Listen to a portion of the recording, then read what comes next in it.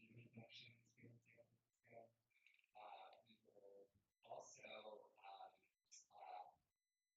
leading the way in the epidemic, even planned, by the way, the first Trump administration launched the ending the epidemics initiative.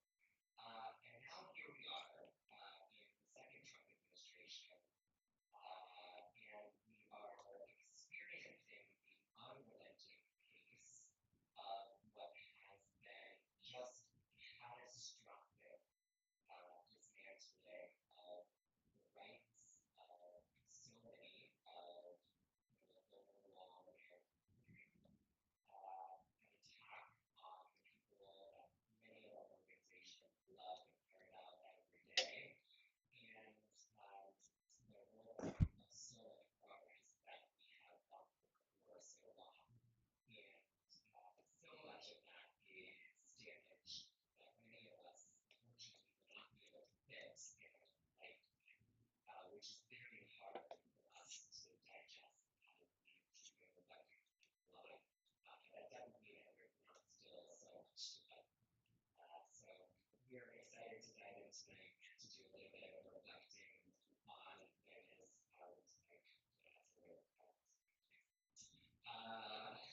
Which is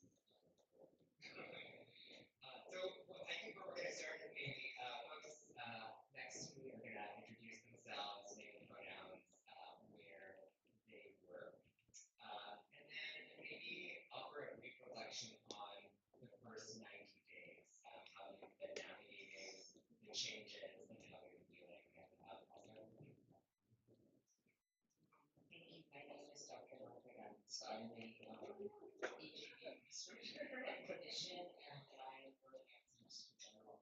I'm medical director of 86 and also do a lot of HAV research. So I am the director of the Center for AIDS Research, which is an umbrella organization that uses all our research at UCSF in HIV.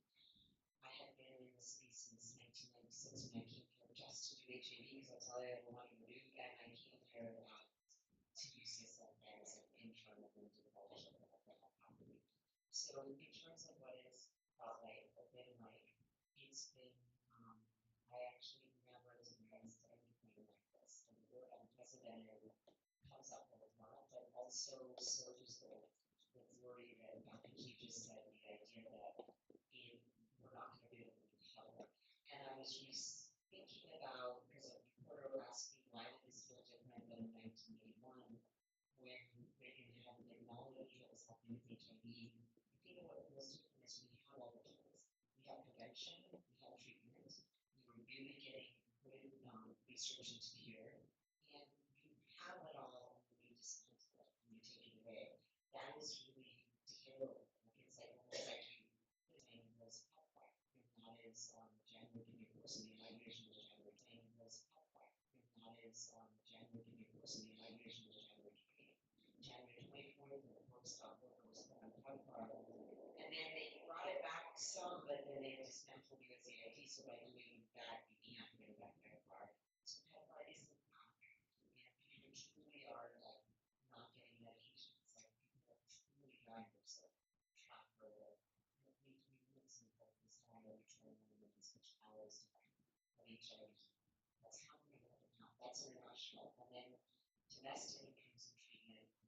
We have treatment that yesterday's budget, and I didn't notice when we were writing this now.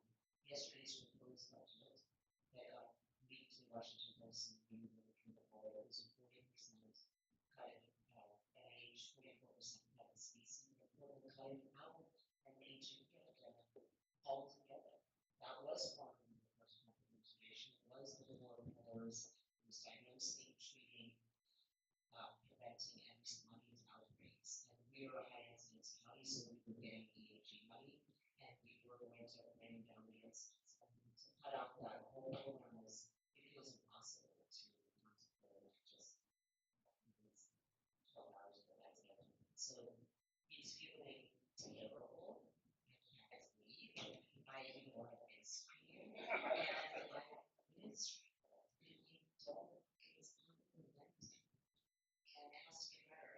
Congress has to like do something like this. And so that's how that's how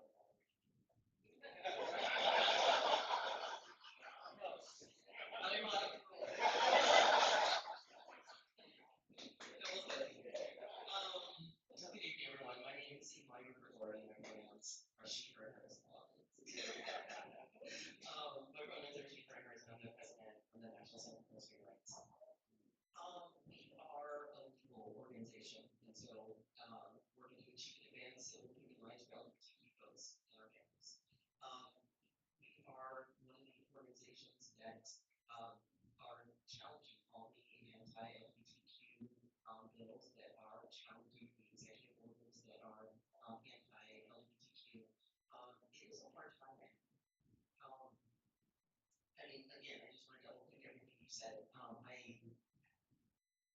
read about these first 90 days, something very similar. This is really beautiful.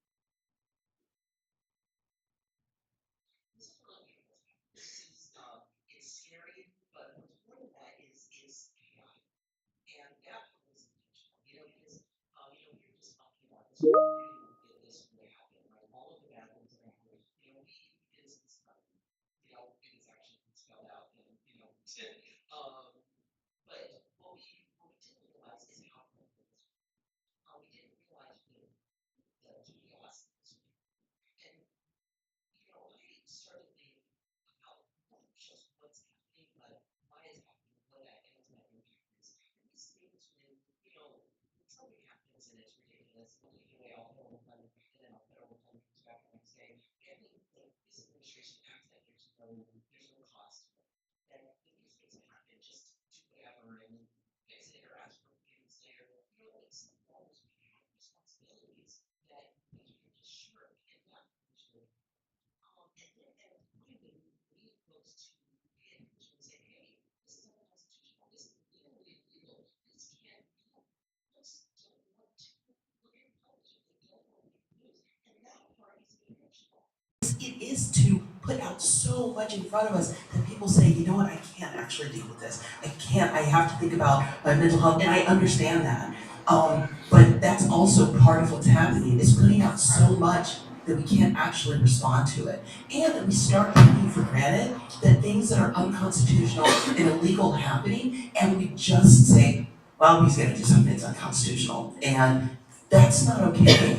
And I think that's something that we need to pay attention to, is not allow these things just to happen because we're with someone that might do some things that are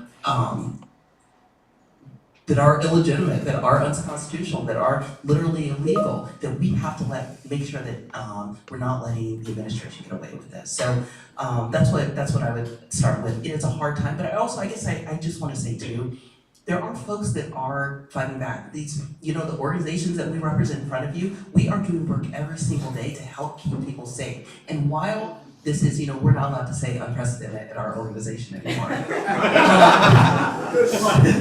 But, while all this is happening, we are stopping a lot of harm from happening. When we go and say, when you go out, when you are at a rally, this means something, y'all. And, civil rights looks just like this. It looks like us going out and saying that this isn't okay. It's supporting our organizations. It's organizations being brave and strategic. And we have to be both brave and strategic. Being brave without a strategy is irresponsible, and we have to be really careful about that.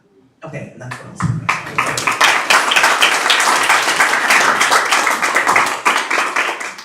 Wow, some amazing folks. I'm Stacy Cross, she, her. I have some folks staff here. And I have been a Planned Parenthood CEO for 24 years. I have covered 3 separate affiliates. I've been in California covering Mermonte since August of 2017. And it is really fucking hard right now. I have to drop it first. It'll come. But it is not a normal time. We are under attack. A couple of years ago, when we lost the ability in 20 states to provide abortion, it was not a normal time. We've had people from 43 states come for abortion services throughout our service area. We're the largest Planned Parenthood in the country, so we cover half of California and now all of Nevada. And we're going to see this at every one of our health centers. We have 35 health centers. We do gender affirming care at every one of our health centers. And we're seeing a lot of people afraid to provide it. So we've been taking on their patients. We've added, I think, 400 additional patients since January, new patients for us. And so, but we're getting hit with all the things that everyone's getting hit. So we're trying to be creative on what we're going to do, how we're going to handle it. When you were talking about what just happened yesterday, the LEAP, one of the grants that we received is called Teenage Pregnancy Prevention, which weirdly prevents teenage pregnancy because we do things like talk about safe sex, how to protect yourself, about birth control, about gay, lesbian, trans teens. And 2 weeks ago, they came out with something that said you have to follow 4 different executive orders if you want to receive this money. 79 folks across the United States received this money. And I just said, we're not gonna do it. We're not gonna apply. Once you start compromising, it's like lying. You just can't do it. So we just walked away from $3 million this week. Then on the budget, they cut it totally out. So we made a big move, but now it's all gone. But we have to fight back. This is not a normal time. We are living in chaos. And one of the things I'm really worried about is that we're living in chaos. We're seeing it, we're hearing it, we're feeling it. But what we don't know that they're doing is really scaring me because they're doing other stuff behind closed doors that we don't know about. We bought a copy of 2025. We've been following it. We knew what they were going to do. We planned for everything that would hit us. And we'll talk about more of that later because there's things that are criminal that could hit us. And we've prepared for it, but it's just not normal. And I am very afraid of all the things that's gonna happen. And it's not gonna be impacted. We're not gonna change it in our lifetime. But I do have hope. We see patients coming in every day getting the care that they need. But patients are afraid, our staff are afraid, our communities are afraid. And as leaders, we have to really, what I just said to a friend of mine, we gotta put our big girl panties on, whatever you want. We put them on every day and we have to stand up and be tough and be brave and really speak our truth and be super as positive as we can. We can meet with our friends and, drink wine and eat a lot of ice cream and do that, but we have to be brave to keep our teens positive, our patients positive, and our communities positive. But we have to fight back. Every damn thing. When we see something on social media, we have to fight back. When we see an injustice, we have to fight back. Because this is not normal, and I'm a runner, and we're in the middle, like the start of an ultra marathon, because it is going to be a long time. We have 46 months to go. Holy so I know that's really scary to think of. That we're not even at 100 days yet. So we're going to have to really unite together, and when we see one group being attacked, we have to stand up and fight with them and fight with that group, because there has been a loss of empathy in our country. People think, I'm not going to do anything until it hurts me. That is just bullshit. What about hurting you or hurting you or hurting you? We have to stand up and unite together and fight together.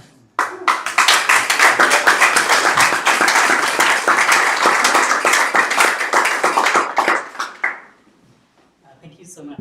Sorry, can you hear me? No. There we go. Hi everyone, my name is J.M. Jaffe. I use they and them pronouns. I'm the Executive Director of Landmark Community Health Services here in San Francisco. I've been in ED for a little over 3 years, but I've been working at the clinic for 15. So I've seen a lot in terms of the evolution of trans health over the last decade or more. And yeah, I can totally agree that this is completely unprecedented, not what I signed up for, not sleeping, all the things. And just, Landmark is a really small clinic. So, we have a leadership team of 7, we have a staff of 45, and we are the net for California, for queer women and for trans people to get primary care. We do abortion, we do gender affirming care, we do substance use disorder treatment, all integrated in primary care, and we have, as well as HIV care, and as well as wraparound mental health services.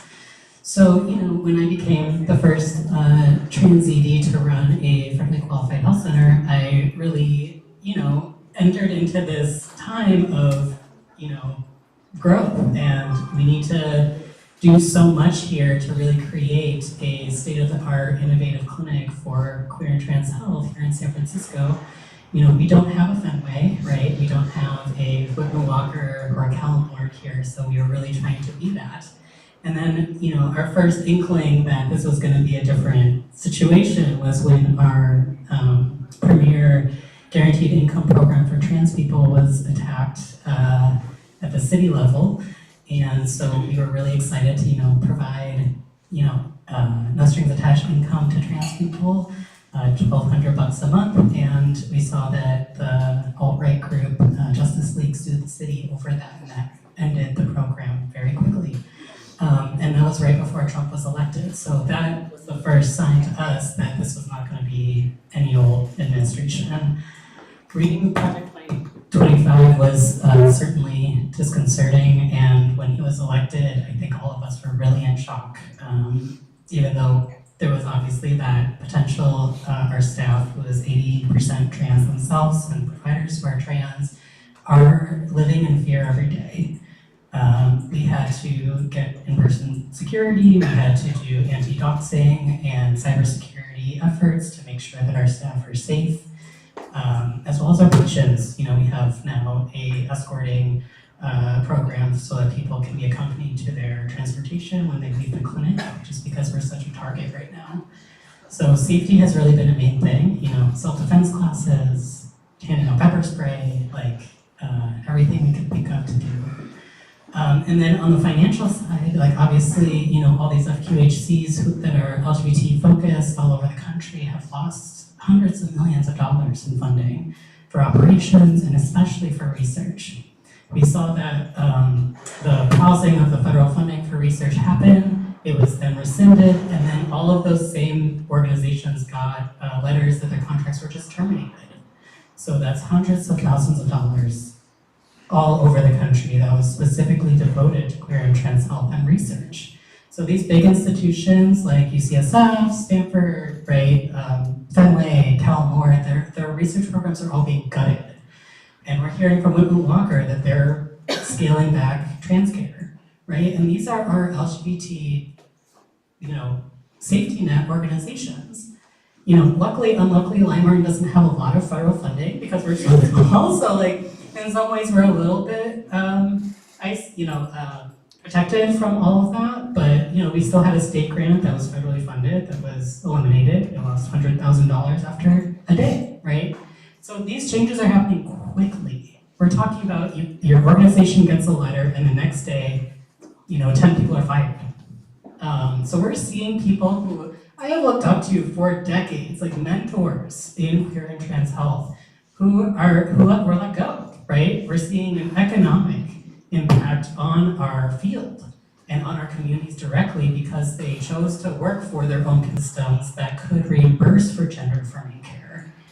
That would be catastrophic for FQHCs and health centers across the country because people and orgs across the country are providing gender-affirming care because we did so much work to integrate that care into primary care.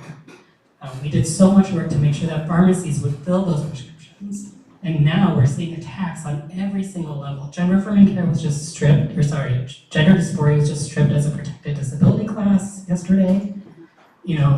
It's just at every level, every piece of advocacy that we have won over the decades is being systematically dismantled. And that is super scary, especially when we're talking about access to public accommodations, the criminalization of trans people accessing public accommodations. They're gonna put us all in jail and in detention centers. That is where we are going. We're already seeing it with ICE, right? We're already seeing it with our immigrant communities. This is not normal. This is fully, alarm bells are going. And the positive thing I will end on is that it has brought all of us together.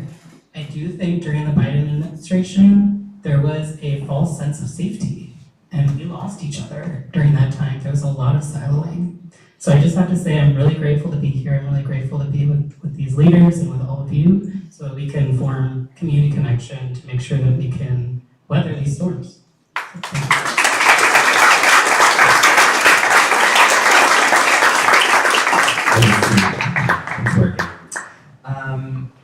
There are so many of us that are working, whether it's in our LGBT. Let's switch back to that one. So many of us that are working, whether it be in LGBT organizations, in research, or in HIV orgs, reproductive rights. no matter which social cause we're working in. I think we're all worried about federal funding or the cuts that DOJ may be making as a part of the Trump administration.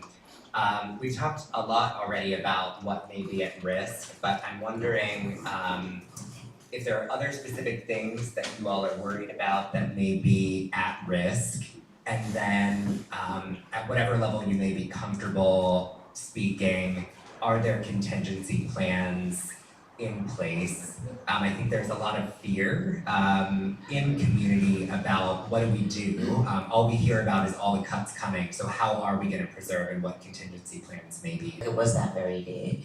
And then by the end of the week, these grants kept on getting terminated. Like it's very, when you have an NIH grant, they're really only terminated if there's fraud, and it's very rare to be terminated because you've gone through a whole process of peer review and study section and council, and then you got this grant, you worked really hard, and then there was suddenly all these grants that got terminated, and the way the language was very insulting, but it was a paragraph that said you're doing something that's non-scientific because there's no such thing as there's only 2 biological sexes, so we have to it no longer align to the agency priorities. So then what happened is all we're doing all day long is scrubbing our other grants to make sure, like yesterday, there was a protocol in a grant that they used the word they 569 times because they were describing lab teams in a plural, and the grant got pulled because they used the word they, and then they're asked to go through and justify every use of the word they, and so then they say things like, well, there were 3 lab people, so they call them they, it's a group, we learned that in grammar. So because of that, it's such a waste, like there's nothing efficient in this DOJ efficiency process, there's nothing efficient. People are either deciding that they won't take the grants, or in the case of NIH, people and universities, except for Harvard, are generally trying to get as much NIH money as they can by scrubbing, and it's such a waste, it's so inefficient, it's so ridiculous, and of course we fired staff for all the grants that are on, not just transgender individuals, but DEI has become a word, obviously, but climate change, China, they also scrubbed vaccine hesitance, canceled vaccine hesitancy grants, mRNA, the word mRNA, and sometimes you're like, they once did, they canceled a grant on transgenic mice, because they got it wrong. Really takes a lot to pour those poor mice colonies. So it's such a waste, it's so ridiculous, it's so ludicrous.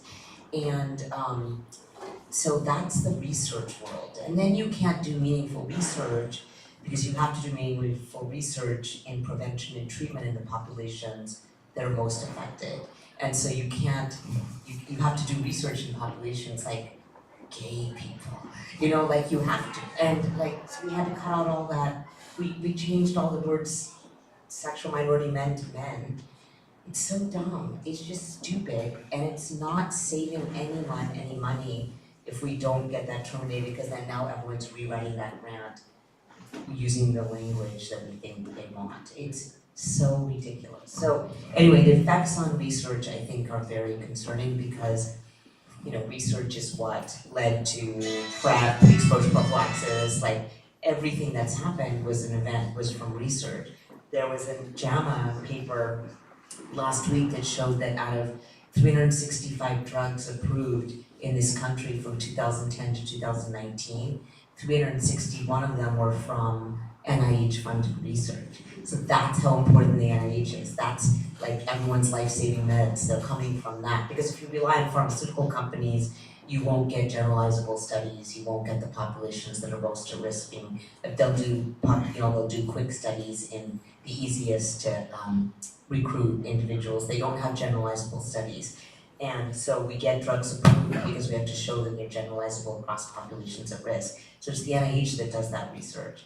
So the idea that, all these drugs are approved that we're gonna slash the NIH by 40% as of yesterday is terrible. And then one other thing I'll say is global health, because HIV cannot actually be studied without studying it in HIV high burden countries. South Africa has the highest burden. Elon Musk doesn't like South Africa. On February 7th, there was a executive order put out that says we don't like South Africa because Musk doesn't like South Africa for 3 reasons. One was the ICC case that they had brought against Israel. The second was that they take money from white landowners, or he thinks they take land from white landowners, and the third reason was their dealings with Iran. So that was their 3 reasons. The actual executive order has the word egregious in it when describing South Africa, and now all South Africa-based research has stopped at the NIH. That is the place where there are places like KwaZulu-Natal province that 1 out of 3 people have HIV. So it is the place to study. It is the place to do the research. It's really important. So it's arbitrary, it's cruel, it's ridiculous, it's ludicrous, and it's terrible, and it's wasting huge amounts of taxpayer dollars.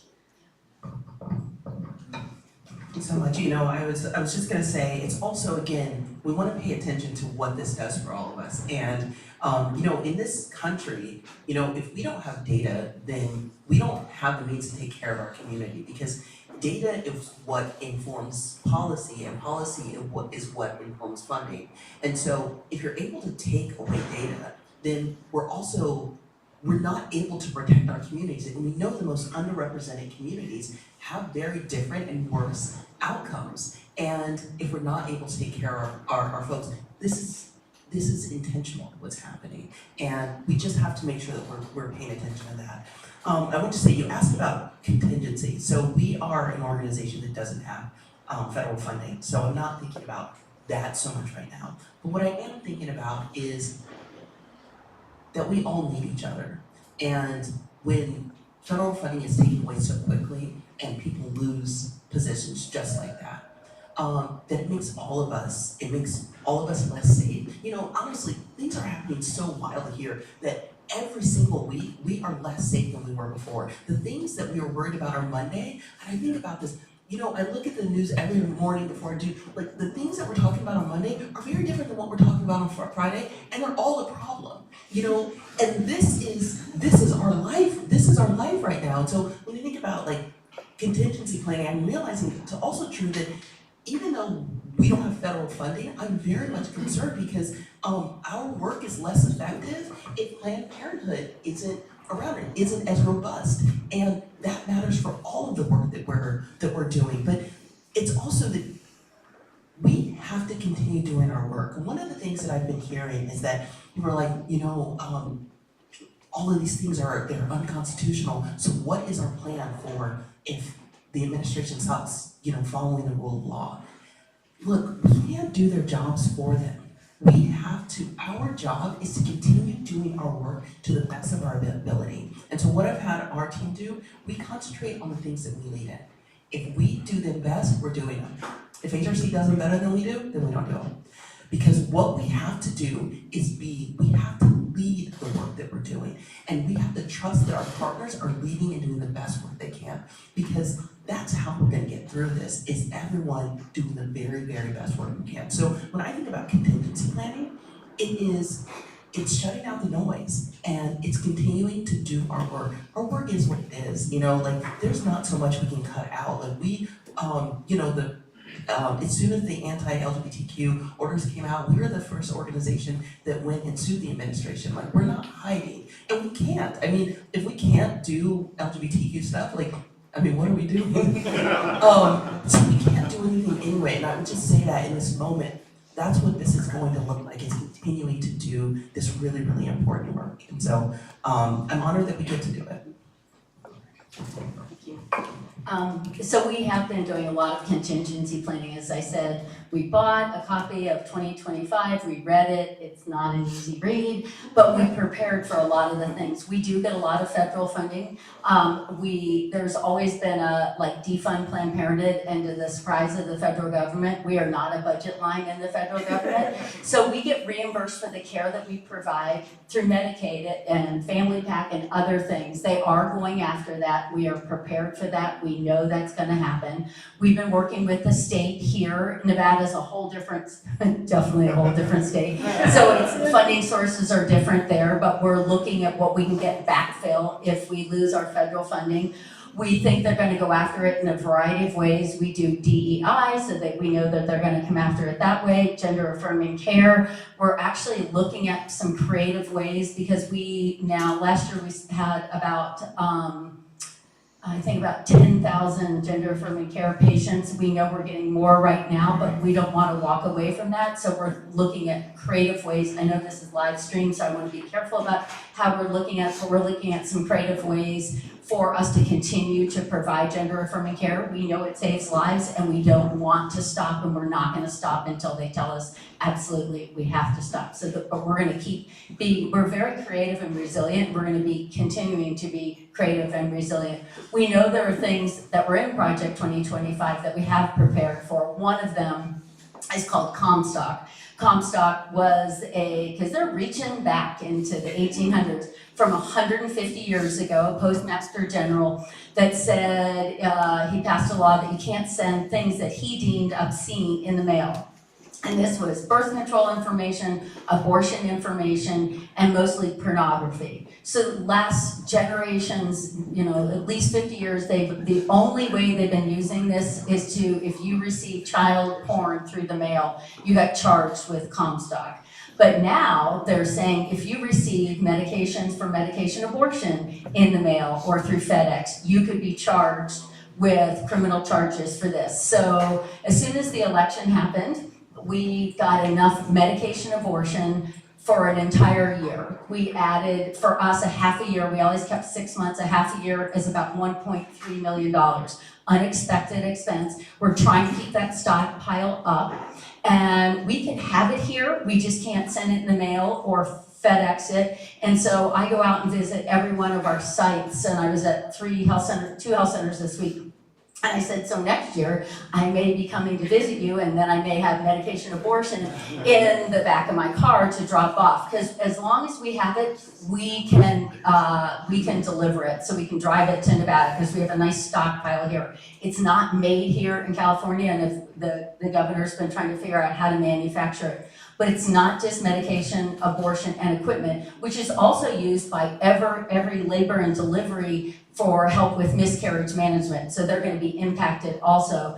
But also in Project 2025, the mailing of gender affirming care drugs is a problem, and also PrEP and any HIV prevention drugs, mailing that is a problem. So I was telling Tyler, I just got my contract changed because in most contracts it has, if you get charged with breaking the law, you can lose your job. And I said to my executive committee a couple weeks ago, I said, what if I get charged with it because Comstock is a crime? What if I get charged doing my job? And they said, oh, don't worry about that. And I said, I'd rather have it in writing than I don't worry about it. So we're getting that. But I mean, these are the things that you never had to think about, like how to do these things and how to be prepared for them.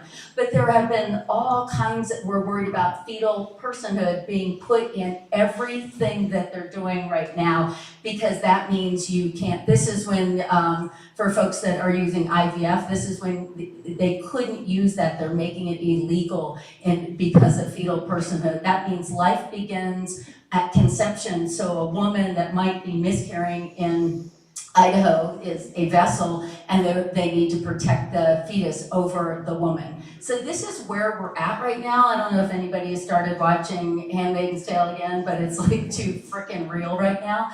But we don't count. The other thing that I just want to mention is when the January 6th folks got pardoned, also 23 people that had gone in and attacked abortion sites had been pardoned. And one of them that actually beat up and hurt a provider was pardoned.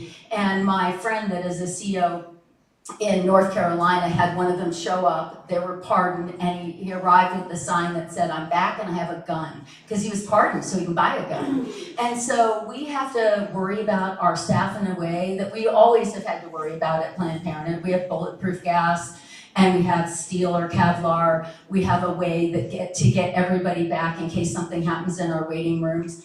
But we now have to worry on a whole different level, all of us, in a way that we haven't had to worry about that before.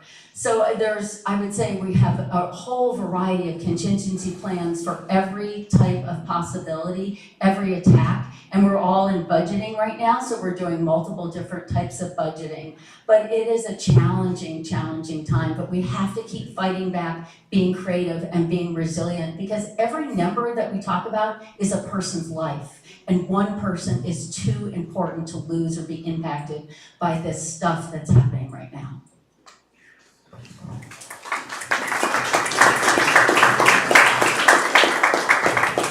Yeah, I mean, I have to just say that I'm lawyered up. Been spending a lot of time with my lawyers. And with my fiscal team, honestly, to really just ensure the fiscal health of the organization and, you know, leveraging grants, leveraging donors, leveraging foundations, like that is what will allow us to be nimble during this time. And I think, like, from a fiscal standpoint, you know, we have learned, you know, from abortion that, you know, you can separate expenses and then only use federal funds for things that are not abortion.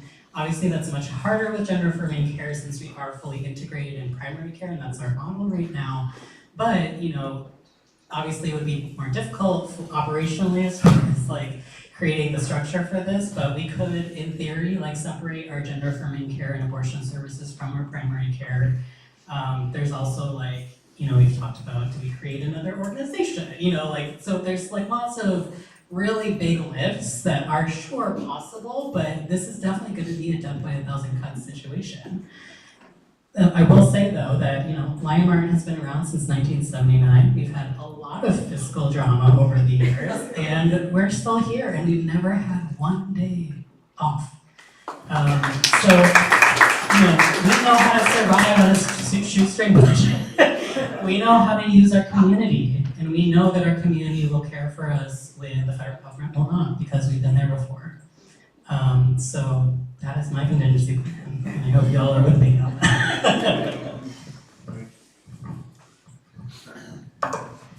Well, we talked a little bit about the many ways that our organizations are thinking about fighting back, that our movement is fighting back. One way that San Francisco AIDS Foundation has decided to fight back is to take this battle to the court. We, among several other plaintiffs, have filed San Francisco AIDS Foundation v. Trump, challenging multiple executive orders, two DEI orders, and one gender affirming care or gender ideology order. But Amani, I'm wondering if you might talk a little bit about advocacy efforts or other litigation strategies. What's that looking like, and how we might mitigate the effects of some of these policy shifts? Yeah, I'm so glad that y'all have lawsuits, and we're seeing that there are, I mean, Sage has one as well. We're seeing organizations that don't typically engage in litigation. And I think that's something that's really important, because right now, that is how we fight back, you know? And I think about that. Before I was at NCLR, I ran a grassroots organization, and I didn't understand the importance of litigation. And I realized, like, now doing this, I realize how all of our work is connected in a way that I didn't before.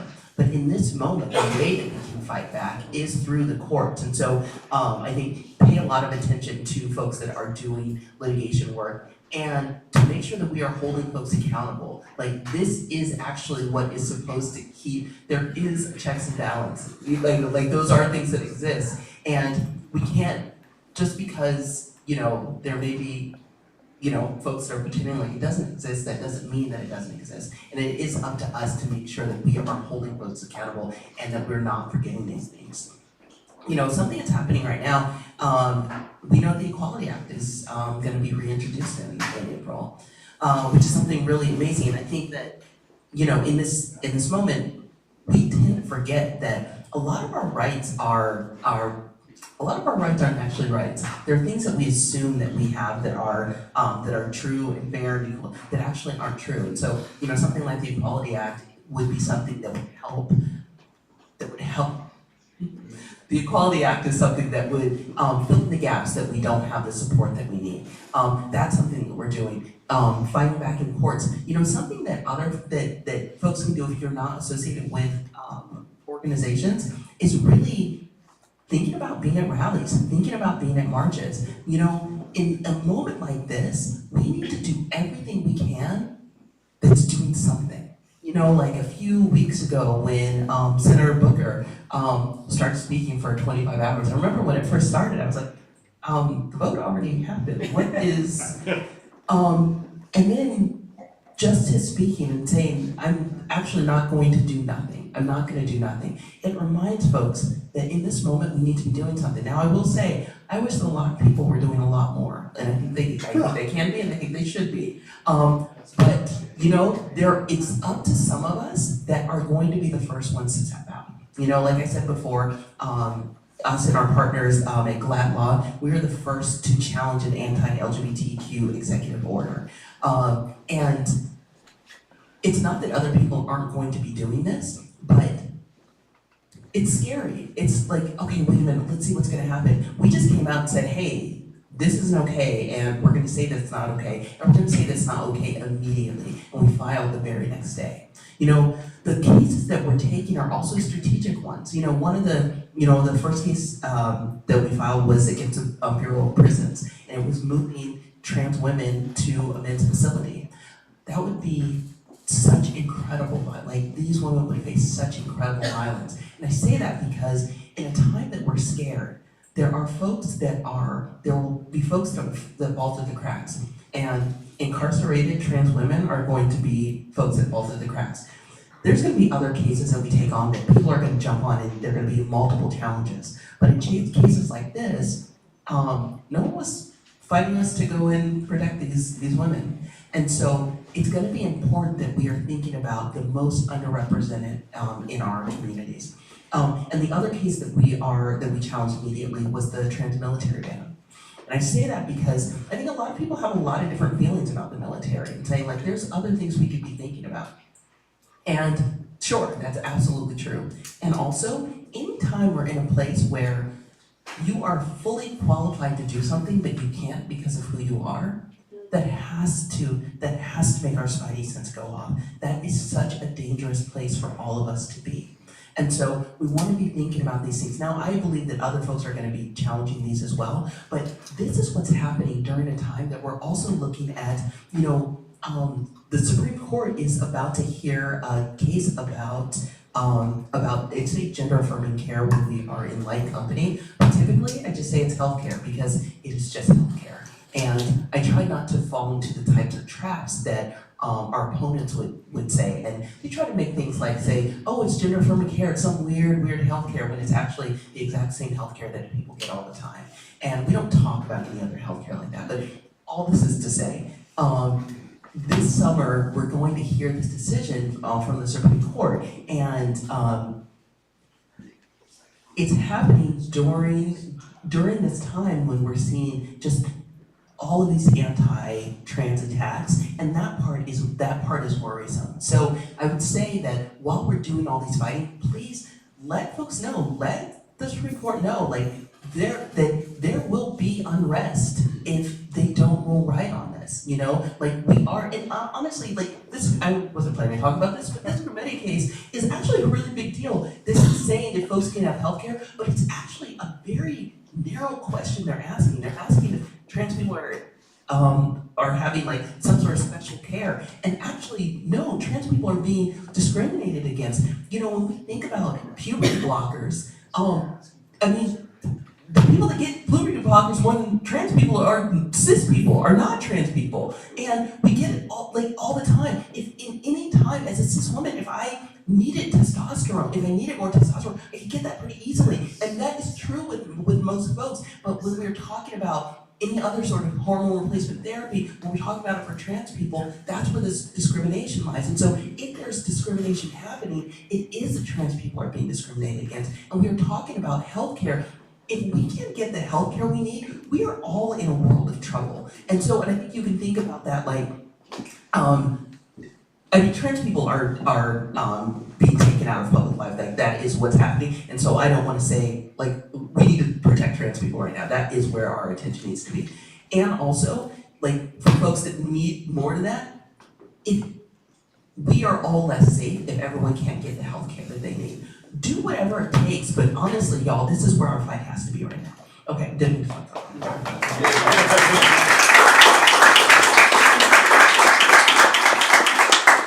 We could talk all night, but we do want to open it up to the audience for a handful of questions. So if you have a question, feel free to come up here and I'll grab it. First of all, I want to say thank you for not throwing trans people under the bus. There are a lot of organizations right now that have decided that it's easier to do that than to deal with people like me. The hospital that I received bottom surgery at was one of the first 2 hospitals to roll over. And I don't know if they've changed positions, but that's a soul-sucking thing to have happen and what happened. So thank you for that.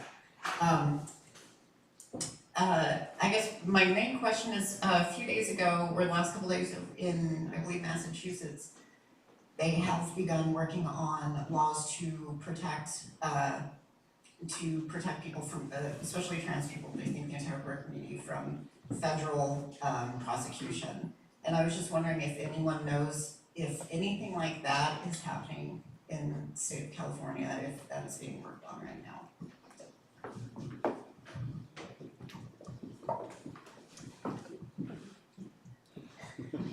Anybody who wants to.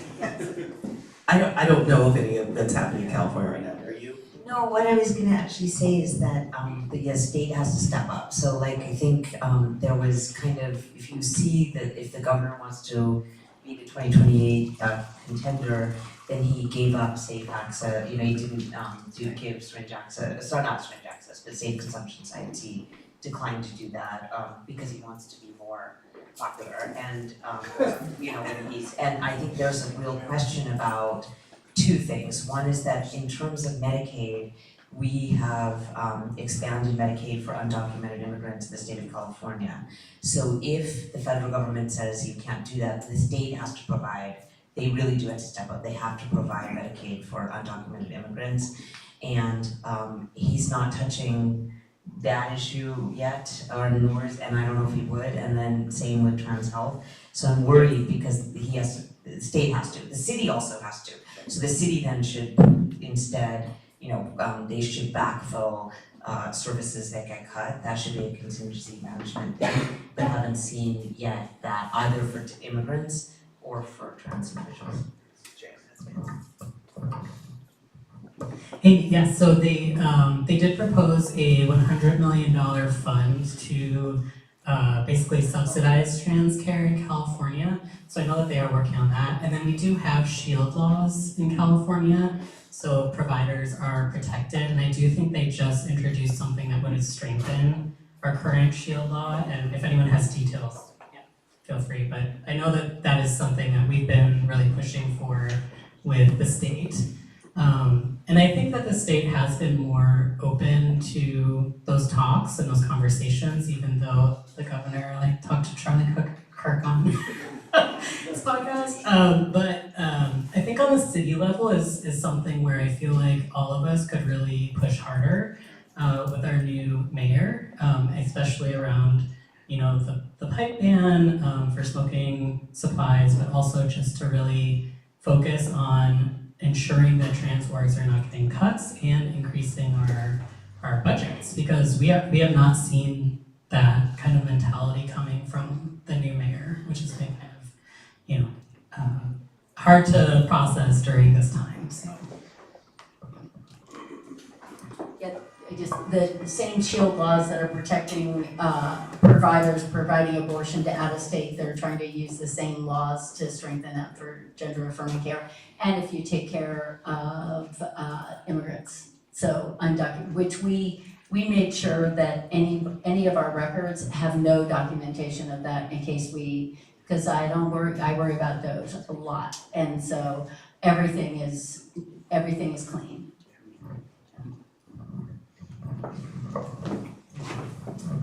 Good evening. My name is LaShawn Walker, and honored to be on the board of directors for the San Francisco AIDS Foundation.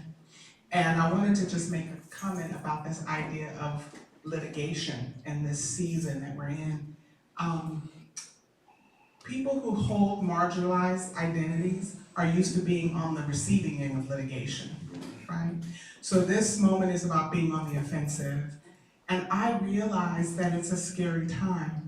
And this conversation is all about the binary, the tribe versus the village, but we're village people, right? No pun intended, but pun intended. We're village people, not just focused on the tribe. The tribe is important, people who think like you, look like you, believe like what you believe, but we're people of the village, all pulling in the same direction. We may come from different orientations. And so we must use the same systems that they use to oppress us. We don't call ourselves by the same names that they use for us, but it is time that we draw together and use the legal system in a way to be offensive as opposed to on the defense. So I am so proud of us as an organization to file that lawsuit, but I encourage all of us, for the organizations that we are a part of, to do something similar. We don't have to stand as individuals, but if we stand together as the village, we can fight back in a way that is powerful.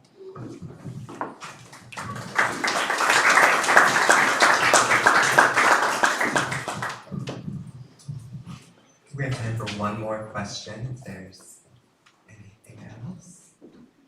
If not, maybe we'll do closing thought from each of our panelists. I mean, that is also somehow everyone quickly came to the same conclusion, I think in all our different fields, about litigation being the only place, being the main place to fight, because you know, if you look at the elite universities or what happened with Harvard, Harvard is the only university, and then some other faculty have joined it that have actually fought, and what Columbia did was say yes, yes, yes, and that just led to even worse punishment or whatever they were doing with Columbia. So it is, the litigation is the only way, but there's a lot of fear, and I will give an example that UCSF and UC system has not, you know, filed litigation. They're just trying to keep under the wire so they don't get too noticed, and that's not the way to do it. So I hope our university system will litigate.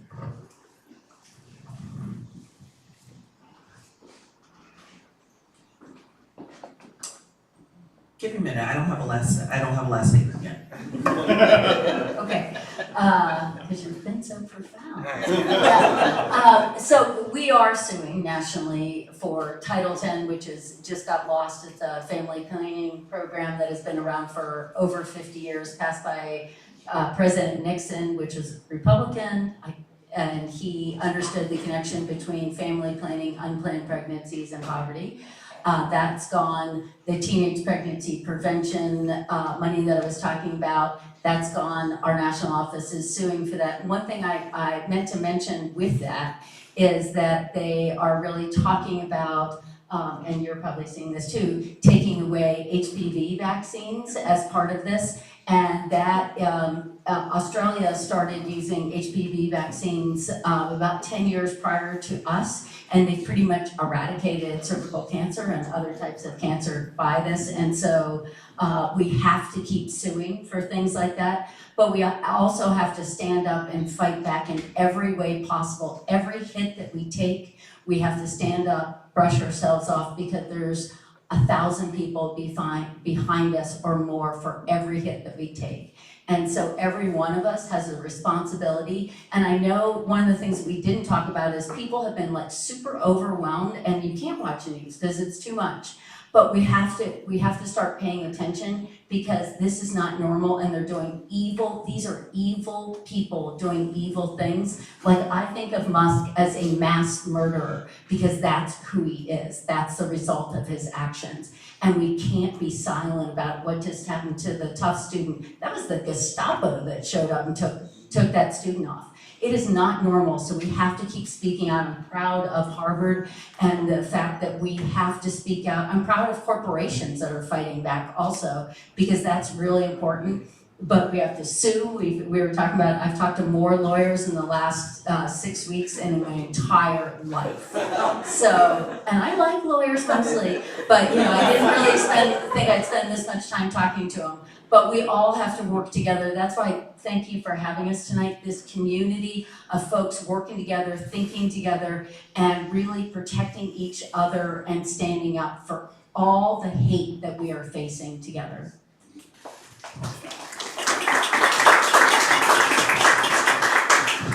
Yeah, I think, my coping mechanism, my maladaptive coping mechanism is to isolate.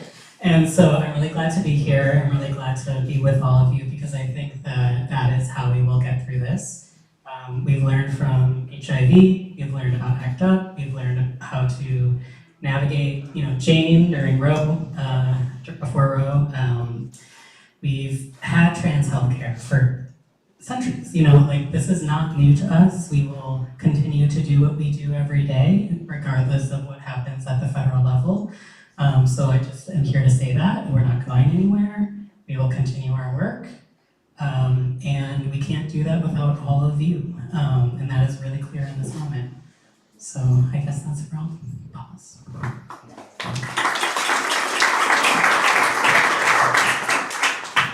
I'd like to leave folks with something to do in thinking about this. And I'm thinking about this week, and who would have known that, through everything that we'd be coming out cheering on Harvard, what an odd time we're in, But I also want to remind folks that this is a question about money, Harvard can do this because they have the money to do this. And I just want to name this, that, when we're talking about these organizations that are, saying they're not going to do this, there are some organizations that are saying they're not doing this, and they are doing this, and they're doing it because we have to find ways to protect our folks. And so I think in this time, what I would say is offer grace to some of your organizations and the folks that you care about, and really find out what they're doing and how you can support. Because there are some folks that are saying that they're not doing some work, and they're finding some innovative ways to do it. And so before we go and are just so quick to say, well, Harvard's doing it, well, why can't you do this? Well, if you're, part of the strategy for some folks is finding creative ways to do this. And so I would say in this moment, to make sure that you are continuing to support your organizations, money is something that's scalable. Support folks by giving money, that is something that does. But also, that's not the only way to give support. Right now in this moment, and I don't always say to folks, the thing to do is go out in the streets, the thing to do is have marches. But right now, in this time, it is important to send a signal that, as folks are gearing up for what's next, to show that this isn't okay and we know it's not okay. And if we don't have something to do just yet, don't worry, because we're going to be spending our weekends being out here being loud, because we want you to know this. And so let's remember that we do have a role in civil rights. And I will say this because I've just been saying this over the past year, but y'all, we are in our hero era. Just like we are looking back right now on civil rights to figure out what we need to do next, we need to think that there are going to be times that people go back and they look at what we were doing in this moment. When our backs were against the wall, what did individuals do? What did our organizations do? They're going to be looking for us. And so let's show up today like we know that they're going to be looking for us. And we are teaching the folks that are younger that what we are made of and what they're going to be able to do because of the work that we've done now. So I would just say in this moment, it's not over. There are things that are scary, but this is not the scariest thing that's ever happened to our communities. And so let's show up like we're going to win, because we are.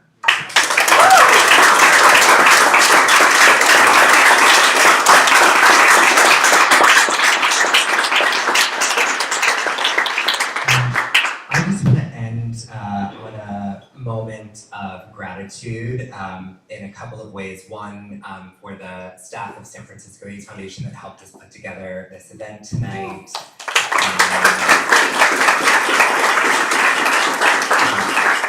Our vice president of philanthropy, who's a dear friend and longtime friend of mine, said to me recently before I went out on vacation, which I'm very bad at doing. I never take PTO. She said something to me that really stuck with me throughout PTO, which is I was struggling to log out, and she forced me to log out, and she said that even the revolution requires rest.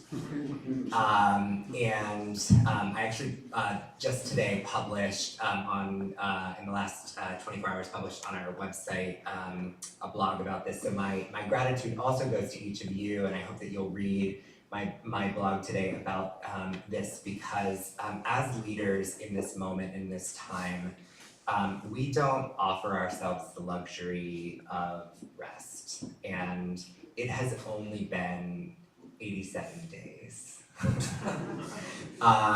We will not make it. This is not sustainable. I hope that each of you will take the amazing love and cheer that you got from these folks today, but you'll also know that San Francisco AIDS Foundation, the communities that support you throughout the year, are sending so much support your way, the communities that count on you each and every day. My friendship, my respect is coming your way each and every day. And that for all of you, thank you so much for being here. Thank you so much for the support that you offer to all of our organizations. Please find ways to stay connected to each of our organizations throughout the year. Go out and spread our mission. Your love and support means so much to each of us.